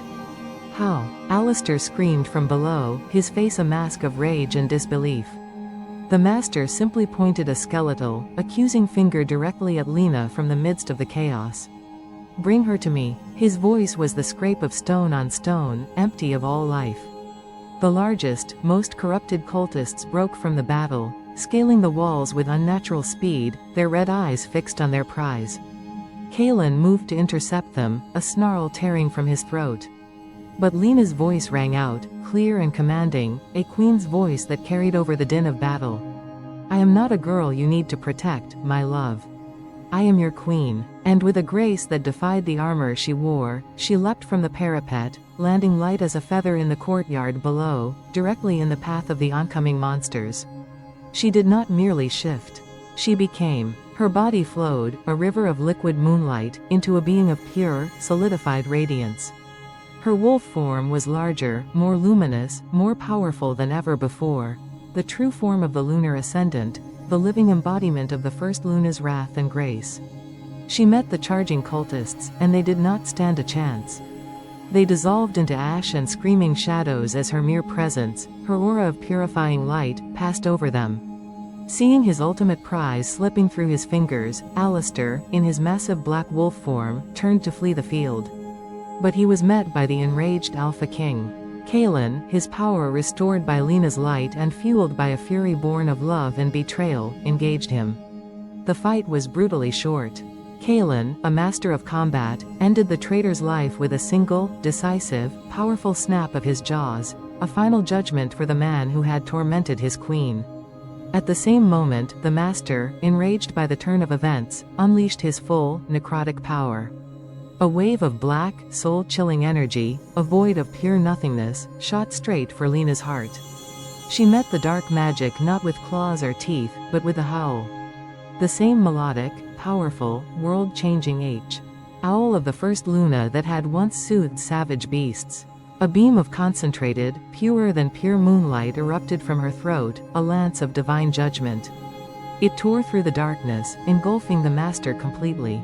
He let out a final, soul-rending scream that seemed to tear the fabric of reality itself, as his ancient, evil form was utterly, completely annihilated, unmade by the light. With their leader gone, the remaining cultists and Blackwood traitors fell into disarray, their will broken. They were swiftly and mercilessly cut down by the resurgent Silver Moon Guard. As the eclipse ended, and the moon emerged, whole and bright and victorious, washing the valley in its clean, silver light, a profound silence fell. It was the silence of a battle ended, of evil vanquished. Lena shifted back to her human form, standing amidst the evidence of the battle, breathing heavily. Kalen was at her side in an instant, his arms wrapping around her, pulling her tight against his chest, his face buried in her silver hair. And then, a sound began. It started with Liam, who dropped to one knee, his head bowed. Then Lyra. Then every single warrior of the Silver Moon Guard, from the highest alpha to the newest recruit, throughout the citadel and the battlefield below, followed suit. They bowed their heads, not just to their king, but to their queen. The Moon's chosen, the savior who had delivered them from darkness. The battle was won. The war was over. And a new era, under the united rule of King Kalen and Queen Lena, had truly begun. Their love, forged in rejection and tempered in battle, would become the legend that guided their world into a new age of light. Of course. Here are the next 2 chapters, each crafted to be over 3,000 words, continuing the epic and emotional journey of Lena and Kalen. The silence that followed the battle was not merely an absence of sound, it was a living, breathing entity, heavy with the scent of blood, ozone, and spent power. As the last of the enemy forces were subdued, a profound exhaustion settled over Silverwood Citadel, a collective release of breath held for too long. But for Lena, standing in the center of the courtyard with Kalen's arms locked around her, the exhaustion was a distant, secondary thing. The power of the full moon, now unveiled and glorious in the sky, still thrummed in her veins, a resonant echo of the celestial might she had channeled. She could feel the awe and reverence of the warriors around her as a physical pressure, a new kind of weight she had never known. Kalen finally pulled back, his hands coming up to cradle her face. His eyes, dark and intense, scanned hers, searching for any crack, any sign of the immense strain she must have endured. Lena, he breathed, her name a prayer, a test. Ament, a sigh of relief. By the goddess, you were magnificent. The word hung between them, vast and terrifying. Magnificent. It was so far removed from the cursed and flawed that had defined her for so long that it felt like a skin she had not yet grown into. She leaned into his touch, drawing strength from its familiarity. We did it, she whispered, her voice hoarse. Together. The aftermath was a blur of organized chaos. The wounded were carried to the healing halls, their moans a somber counterpoint to the quiet, efficient orders of the captains. The fallen enemies were gathered for a pyre, a necessary purification to ensure their dark energy did not taint the sacred ground. The bodies of the Silver Moon Guard were laid out with honor in the Great Hall, awaiting a hero's farewell. Kalen, though he never left her side for more than a moment, shifted seamlessly from consort to king. His voice, still gentle when he spoke to her, became a pillar of command that held the fractured pieces of the night together. He directed the cleanup, debriefed his commanders, and ensured the citadel's defenses remained vigilant against any scattered remnants of the foe. It was Lyra who finally guided Lena away from the courtyard, her arm a firm, supportive presence. Come, my queen, she said softly. The king has this in hand. You need to rest. The power you wielded tonight, it takes a toll, even on one such as you. Lena allowed herself to be led, her legs feeling strangely weak now that the adrenaline was fading. They did not go to her chambers, but to the royal suites, a connected set of rooms that formed the king's private domain. The doors were already open, and inside, the space was a reflection of Kalen himself, powerful, elegant, and understated. Stone and dark wood dominated, but thick furs covered the floor, and a fire roared in a massive hearth, casting dancing shadows on tapestries depicting the history of the Silver Moon lineage. Lyra guided her to a chair by the fire and pressed a cup of warm, sweet tea into her hands. Drink this. It will help with the shock. Lena sipped obediently, the heat spreading through her, grounding her. She looked around the room, her eyes wide. This was his space. The intimacy of it, the sheer normalcy of a bedside table with a book on it, a discarded tunic thrown over a chair, felt more overwhelming than the battle had. Where is Ronan? She asked suddenly, the thought piercing through her fatigue. He is in his quarters, still under guard, Lyra assured her. He fought on our side, you know. When the battle began, he demanded a weapon. He accounted for a dozen cultists himself. His grief for his father, it is complicated, but his loyalty in that moment was true. Lena nodded, a complex knot of emotions tightening in her chest. Pity, understanding, a faint, lingering ache for the boy he had been. There was no hatred left. He was just another soul scarred by Alistair's pride. The door opened and Kaelin entered, his broad shoulders filling the frame. He had cleaned the grime of battle from his face and hands, but his armor was still stained, a stark reminder of what they had survived. His eyes found Lena immediately, and the mantle of the king seemed to slip from him, leaving behind just the man, her man. Lyra bowed her head. "I will leave you." She slipped out, closing the door softly behind her. Kaelin crossed the room in a few strides, kneeling before Lena's chair so that his eyes were level with hers. He didn't speak for a long moment, just took her free hand in both of his thumbs stroking over her knuckles. "The reports are coming in," he said finally, his voice low. "Our losses were light, far lighter than they had any right to be. Because of you. You saved hundreds of lives tonight, Lena. You saved this kingdom." She shook her head, the weight of his words pressing down on her. "I just did what felt right. What I had to do. That is what true royalty is," he said, his gaze unwavering. "Not birthright, not power alone. It is the will to do what is right, no matter the cost to oneself." He reached up and traced the line of her jaw. "When I saw you leap from that wall, when I saw you become that glorious, terrifying being of light, my heart stopped. Not from fear for you, but from the sheer, staggering pride of knowing that you are mine, and I am yours." Tears welled in Lena's eyes, not of sadness, but of a profound, overwhelming emotion that had no name. It was the culmination of a lifetime of pain, the startling reality of a love she had never dared to dream of, and the terrifying responsibility of the power she now held. "I was so afraid," she confessed, her voice breaking. "Not of dying, but of failing you, of failing everyone who was counting on me." "You could never fail me," he said, his voice absolute. "Your very existence is a success beyond my wildest dreams." He stood, pulling her gently to her feet. "Come, you need proper rest." He led her to the connected bathing chamber, where a deep, sunken tub was already filled with steaming water, scented with soothing herbs. He helped her out of the silver armor, his touch clinical and respectful, then the simple tunic beneath. When she was submerged in the hot water, the tension began to truly leach from her muscles. Kaelin did not leave. He sat on the edge of the tub, a silent, protective sentinel. He took a sponge and, with a tenderness that made her throat tight, began to wash the sweat and phantom stench of battle from her skin. He washed her back, her arms, her silver hair, his movements slow and deliberate. It was an act of such intimate care, such profound devotion, that it felt more binding than any ceremony. "There will be a council at dawn," he said quietly as he worked.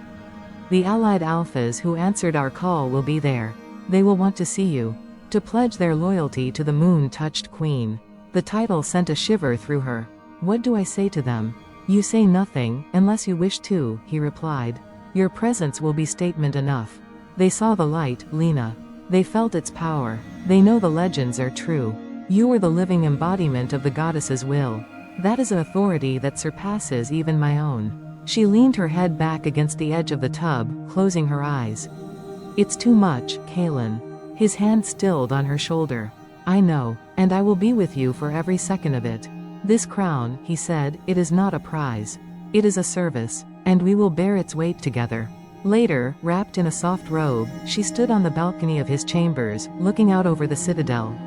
The pyres for the enemy burned in the distance, a necessary, grim punctuation to the night's victory. But within the walls, she could feel a shift. A new hope. A certainty. The air itself seemed to sparkle with it. Kaelin came to stand behind her, his arms encircling her waist, his chin resting on top of her head. They stood in silence for a long time, watching the moon begin its slow descent. "This is our beginning," Lena whispered, leaning back into his solid strength. "No, my love," Kaelin corrected softly, his lips against her hair. "This is our middle. Our beginning was in a clearing, with a broken girl and a king who finally found his reason to hope. Now we build our forever." The dawn broke over Silverwood Citadel not with gentle pastels, but with a clear, sharp, golden light that seemed to scrub the world clean. The evidence of the battle remained: scorched earth, repaired sections of wall, the lingering scent of smoke, but a new energy, vibrant and hopeful, pulsed through the stone corridors. Lena stood before the full-length mirror in the king's chambers. Lyra and several attendants had arrived at first light, not with the simple tunics she was used to, but with garments fit for a queen. They had dressed her in a gown of the finest, palest silver silk, so light it felt like wearing water. It was embroidered with threads of actual moonstone that caught the light and shimmered with every slight movement. A delicate circlet of woven platinum, set with a single, teardrop-shaped moonstone, was placed upon her brow.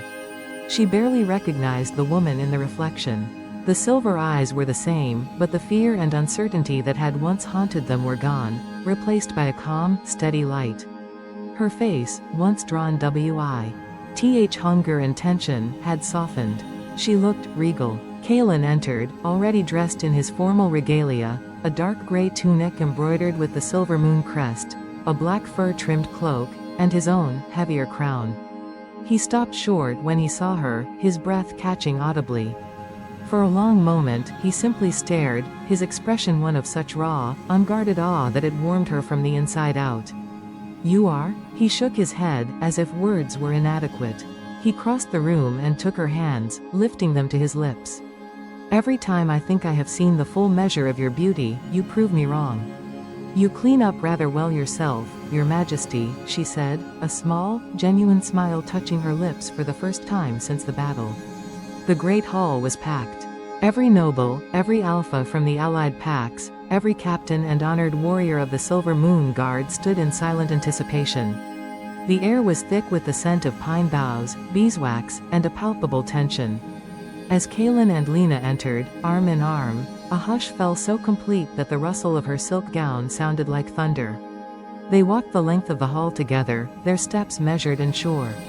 Lena kept her head high, her gaze sweeping over the assembled faces.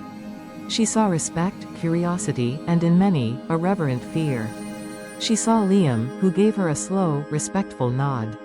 She saw Lyra, whose eyes shone with pride. And then, near the back, she saw Ronan. He was clean and dressed in simple, borrowed clothes, his face a careful mask, but his eyes met hers.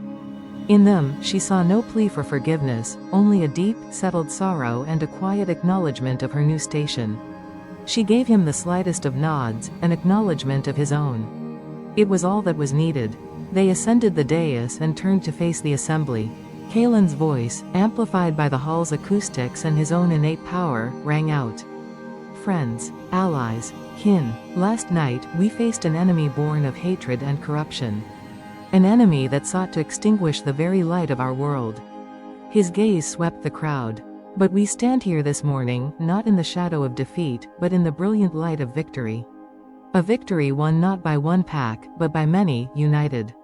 A victory secured by courage, by sacrifice, and by the divine grace of the moon goddess herself, made manifest in your queen." He turned to Lena, his hand extended. Every eye in the hall fixed on her. This was the moment. Her heart hammered, but she felt a strange calm settle over her. She was not the half-wolf. She was Lena, and that was enough. She did not shout. She did not need to. Her voice, clear and melodic, carried to the farthest corners of the hall. "We stand together," she began, her words simple, heartfelt.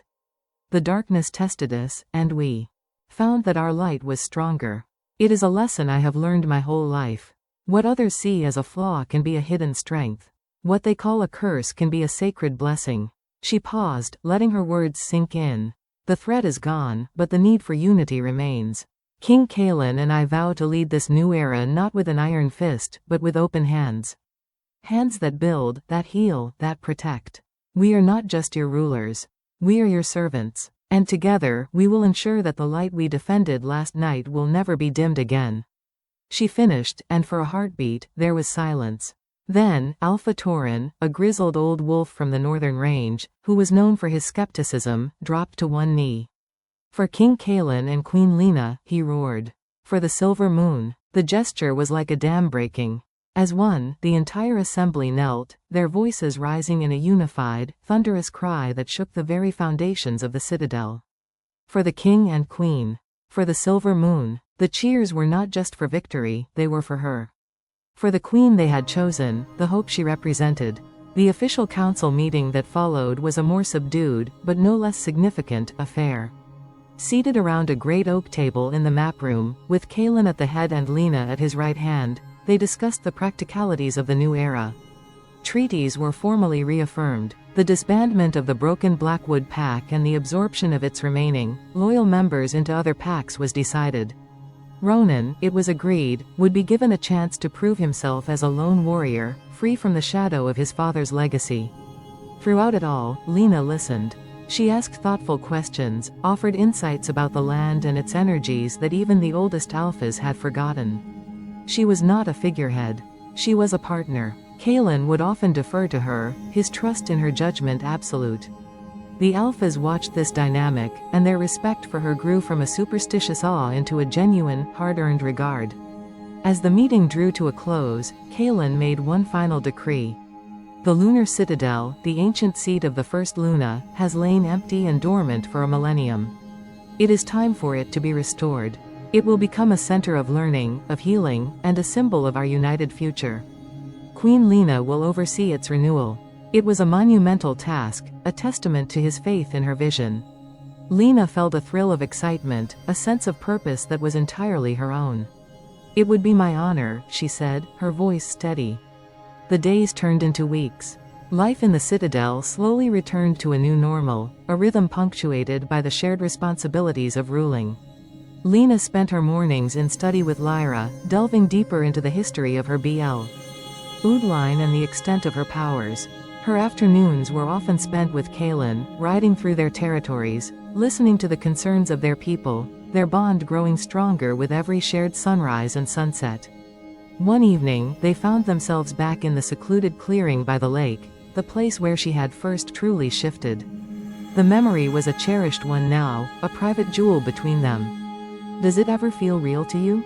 Lena asked, leaning against his side as they watched the moon rise.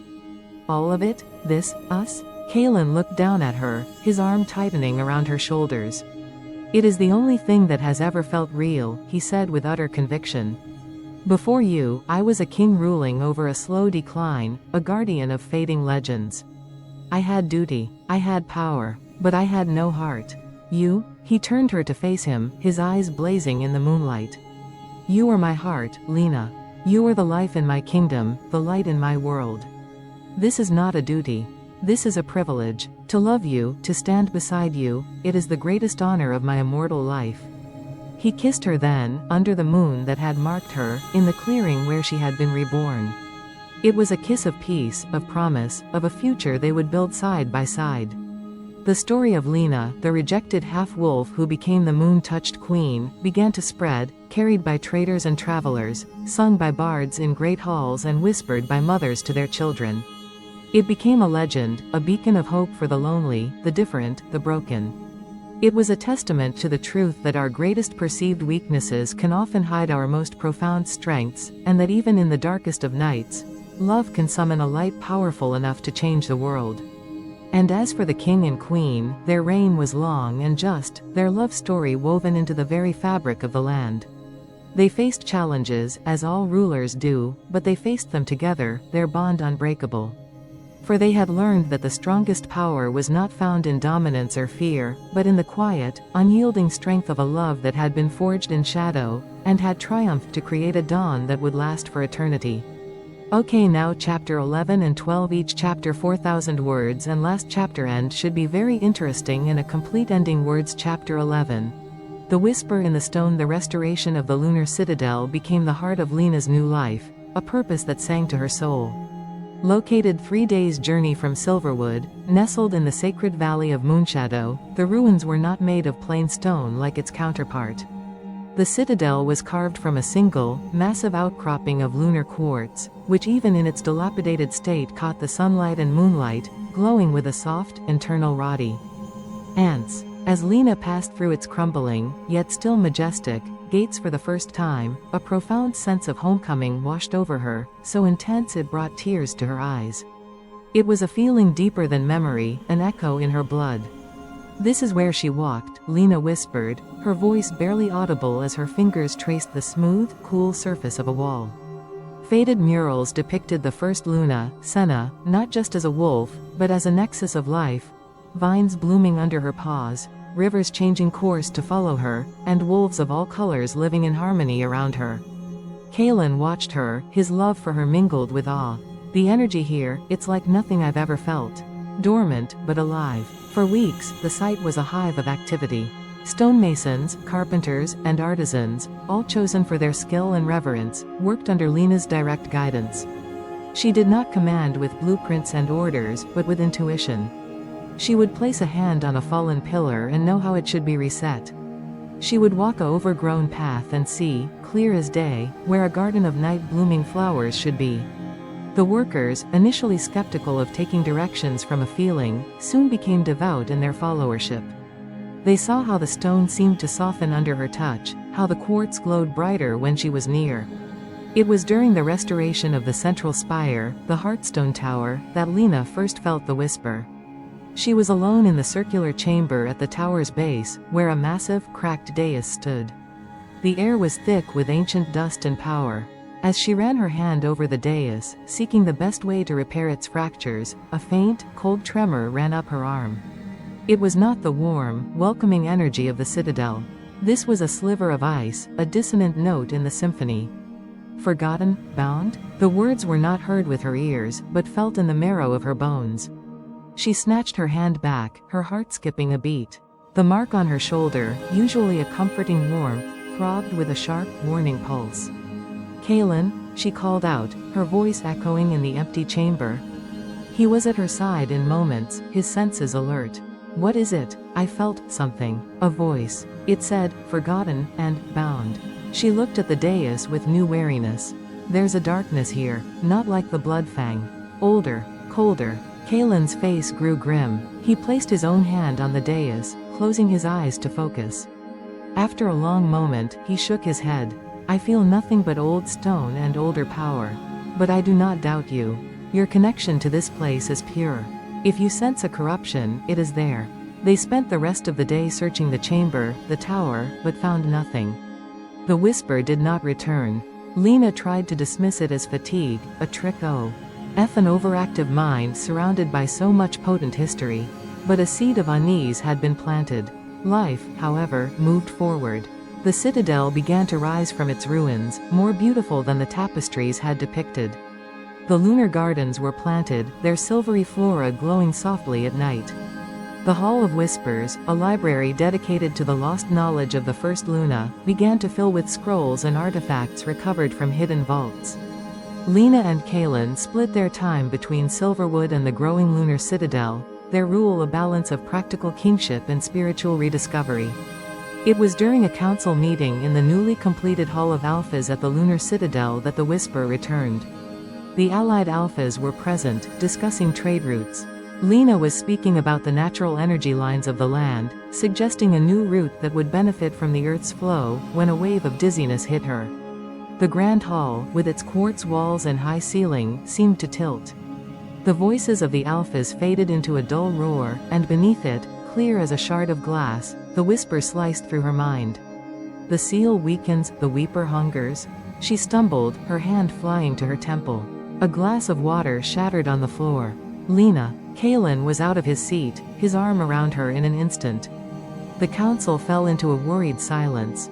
I'm all right, she said, but her face was pale. A sudden headache. But Lyra, who was also present, was at her side in a flash, her wise eyes narrowed. She took Lena's hand, and her own face paled. This is no headache. The energy around you is fractured. Something is trying to speak through you. A pressure, from below. Below? Kalen's voice was tight. That night, under a waning moon, Lena, Kalen, Lyra, and Liam descended into the one part of the citadel that had remained sealed, the undersanctum. The entrance was a simple, almost hidden stone door in the floor of the Heartstone Tower's chamber, covered in locking runes that had faded with age. Using her bloodline as the key, Lena channeled a thread of moonlight. The runes flared silver, and the door slid open with a groan of protesting stone, revealing a steep staircase that plunged into darkness. The air that rose from below was frigid and stale, carrying the scent of deep earth and something else, something metallic and ancient. They descended, their torches pushing back a darkness that felt heavy, resistant. The stairs ended in a vast, circular cavern. The walls were the same lunar quartz, but here it was murky, clouded, as if sick. In the center of the cavern lay a massive, complex seal carved into the floor. It was a magnificent, terrifying work of art, a series of interlocking circles filled with runes of binding and containment, all see. Entered around the depiction of a sorrowful, featureless face from whose eyes tears of obsidian seemed to flow. But the seal was cracked. A hairline fracture ran from the edge right through the weeping face. "Free me?" The whisper was a chorus now, a sibilant, desperate plea that seemed to come from the very walls. Lena cried out, clapping her hands over her ears, but it was useless. The voice was inside her. "By the goddess," Liam breathed, his sword already half drawn. "What is this?" "The legends," Lyra said, her voice trembling with a fear Lena had never heard in her before. "I thought they were myths to frighten children." "The tale of the Weeper." Kaelin's face was set in grim lines. "Speak, Lyra." In the time before the first Luna, when the world was wild and raw, the first werewolves were creatures of pure instinct and rage. But among them was one, a powerful alpha, who was consumed by a grief so profound it twisted his soul. He did not just feel sadness, he fed on it. He became a void, a creature that fed on the sorrow of the world, growing stronger with every tear shed. He was the first and only sorrow wolf, the Weeper. He threatened to drown the world in eternal despair until the first Luna, in her greatest act of sacrifice, did not destroy him, for his essence was tied to the very concept of grief. Instead, she bound him here, in the heart of her own power, using her life force to create this prison. Lyra pointed a shaking finger at the cracked seal. The energy required to maintain it was passed down through her bloodline. But when her line was thought to be extinguished, the seal began to fail. All eyes turned to Lena. The weight of centuries, of a millennia-old duty, crashed down upon her. The rejection, the battle, the crown, it had all been a prelude to this. Her very existence was the lock on a cage containing an ancient terror. "The eclipse," Lena whispered, understanding dawning with horrifying clarity. "When I used my power to shield the citadel, I was drawing on the same energy that sustains this seal. I weakened it. Yes, child of my jailer, free me, and I will grant you a world without pain." The Weeper's voice was seductive now, weaving images in her mind. She saw a world where no child was ever rejected, where no lover was ever lost, where the constant, low-grade sorrow of existence was simply gone. "It's a lie," Kaelin said firmly, his voice cutting through the psychic assault. He took her face in his hands, forcing her to look at him. "Lena, listen to me. You cannot have joy without sorrow. To erase grief is to erase love. It is to erase everything that makes us who we are. This thing offers not peace, but emptiness." Tears streamed down Lena's face, not from the Weeper's influence, but from the terrible truth. He was right. Her own pain had forged her strength. Her loneliness had made her appreciate Kaelin's love all the more. To remove the shadows was to extinguish the light. "I know," she choked out. She turned from Kaelin to face the broken seal, her back straightening. The silver light of her mark flared, not in a defensive blast, but in a steady, determined glow. "You will not be freed," she said, her voice ringing with an authority that was entirely her own. "My ancestor bound you. I will ensure you remain bound." A wave of psychic fury erupted from the seal, so violent it threw them all backward. The torches snuffed out. In the absolute darkness, the Weeper's true voice was unleashed.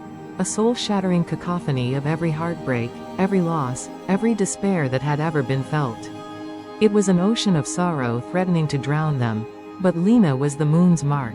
She was light in the darkness. She pushed herself to her feet, her body becoming a beacon in the black cavern. She did not fight the sorrow, she acknowledged it. She let it wash over her, through her, and she transformed it. Her howl was not one of battle, but of compassion, of understanding, of a love that was strong enough to bear the weight of the world's pain. The lunar quartz of the cavern, clouded for millennia, began to clear. The light from her body flowed into the cracks of the seal, not like a patch, but like liquid silver, reforging the ancient runes with her own living energy. The weeper's screams of rage turned to howls of frustration, then faded into a defeated silence as the seal was restored, shining brighter and stronger than it had in 1,000 years. The darkness receded, the oppressive weight lifted. Panting, Lena stood before the perfectly mended seal, the obsidian tears now looking inert, like simple stone. It was over. Kalen rushed to her, pulling her into a crushing embrace. "You did it," he murmured into her hair, his own body trembling with adrenaline and relief. Lyra approached the seal, her eyes wide. "The bond is renewed. The prison is secure. But it is tied to you now, my queen. Your life force is now the key." Lena nodded, exhaustion seeping into her very bones, but also a profound sense of peace. "Then it is my duty, and my honor." She looked at the sorrowful face on the seal, no longer feeling fear, but a strange pity. "Every world needs its shadows," she whispered. "So we can appreciate the light." They emerged from the undersanctum as the true dawn was breaking, the first rays of the sun setting the lunar citadel ablaze in a glory of pink and gold light. The citadel was no longer just a restored building, it was a living fortress, a guardian. And Lena was not just a queen who had won a battle. She was a guardian who had accepted the most sacred, silent duty of her BL. Oudline. The weight of the crown had just grown infinitely heavier, but her shoulders, now truly understanding the strength they carried, did not bend. Blank, Chapter 12. The legacy of light 5 years flowed into the river of time, their passage marked not by conflict, but by the quiet, steadfast rhythm of peace and prosperity. The united packs under the silver moon banner entered a golden age, an era of such harmony that the stories of the Bloodfang War and the dark whispers of the Weeper began to feel like distant, half-remembered nightmares. The lunar citadel thrived as the spiritual heart of the realm. It was no longer a silent monument but a vibrant center of life. The Hall of Whispers was now filled with the soft murmur of scholars and seers from every pack, rediscovering lost arts of healing, starcraft, and communion with the natural world. The gardens were a place of meditation and beauty, where wolves in both forms could walk among flowers that shimmered with captured starlight. Lena's influence was in every stone, every blooming vine, a gentle but ever-present force. Her power had matured, settling into a deep, unwavering wellspring within her. She no longer blazed with the frantic light of newfound ability. She glowed with the steady, confident radiance of a full moon. She could heal a blighted field with a touch, communicate with the ancient spirits of the forest, and her presence alone could soothe the most troubled heart. She was a true Luna, a healer queen, and her people loved her with a devotion that was just shy of worship. Kalen, in turn, had flourished. The grim, lonely king was a memory. He ruled with a wisdom tempered by love and a joy that was infectious. He was a partner in every sense of the word, his strength the perfect complement to her grace. Their love was the bedrock of the kingdom, a living legend that their people drew strength from. They were two halves of a single soul, and their happiness was a tangible thing, as warm and vital as the sun. It was on the morning of the 5th anniversary of their victory, with spring painting the valley of Moonshadow in wildflowers, that a new chapter began. Lena awoke in their chambers in the Heartstone Tower, the sun streaming through the quartz windows, but a different kind of light filled her. A deep, internal, thrilling warmth. She knew, with a certainty that surpassed thought, that the feeling was not just her own. Kalen was already awake, propped on an elbow, watching her with that same look of awe he had worn the first day he saw her in the Blackwood clearing. "You're glowing," he whispered, his voice thick with sleep and love. She took his hand and placed it on her stomach, her silver eyes meeting his, shining with tears of pure, unadult, irradiated joy. "It's not just me," she said softly. The understanding that dawned on his face was the most beautiful thing she had ever seen.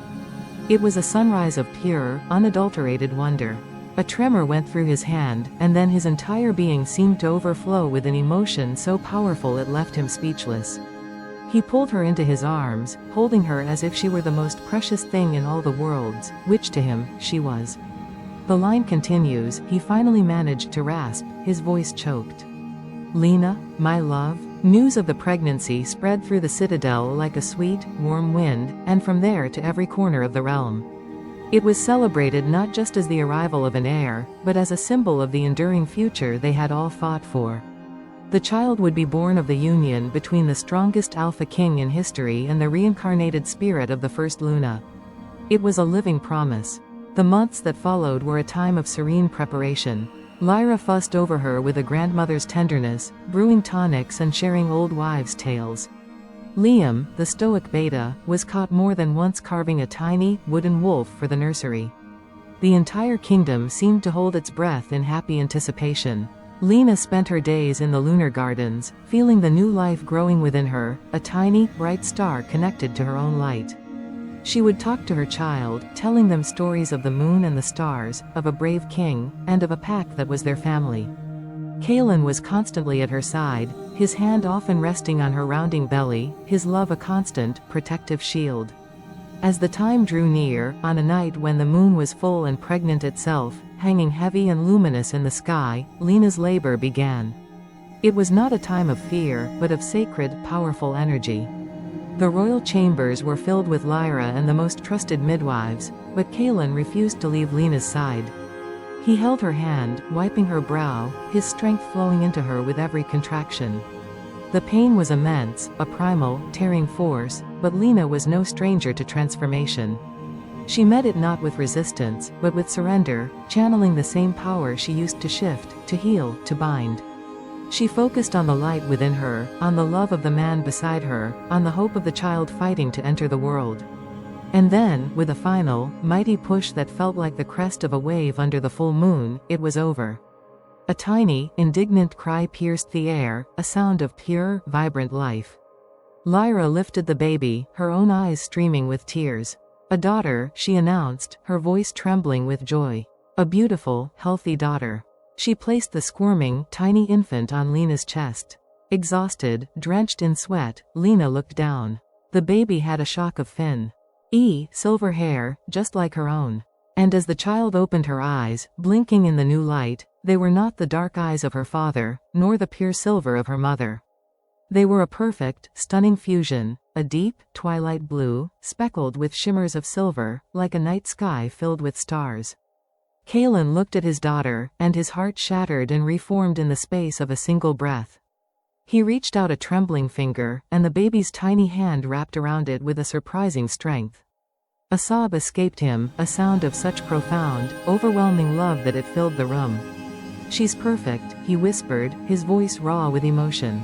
He leaned down and kissed Lena's forehead, then his daughter's. "You are both so perfect." As Lena held her daughter, she felt a final, gentle pulse from the mark on her shoulder. It was not a warning, not a call to power. It was a passing of the torch. A quiet acknowledgement that the legacy was secure.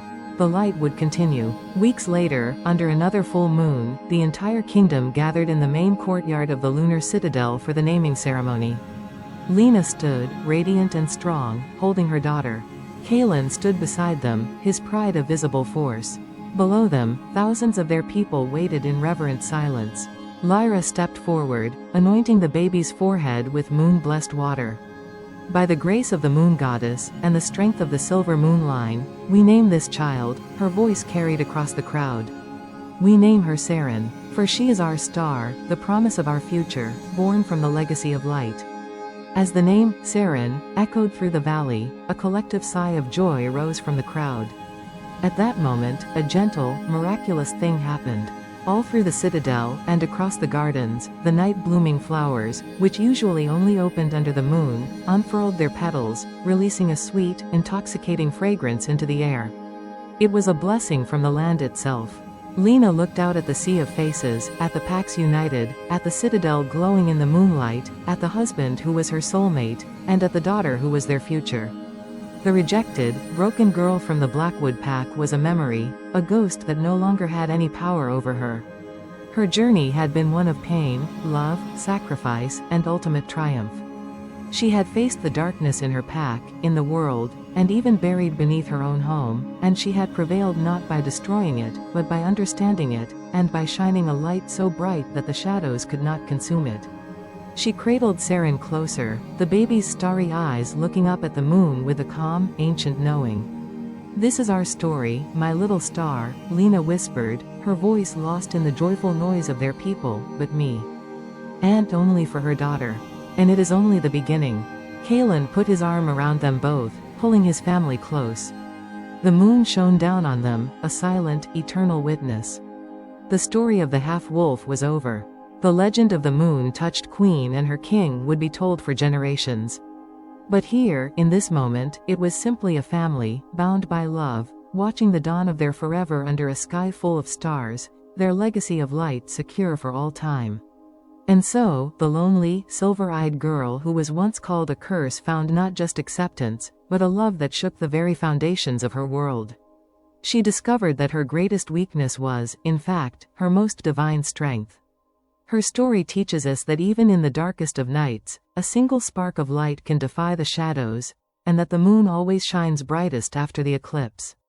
If Lena and Kalen's epic journey of dark love, thrilling power, and triumphant destiny moved you, if it made your heart race and your soul believe in magic once more, then do not let the story end here. Please, show your support.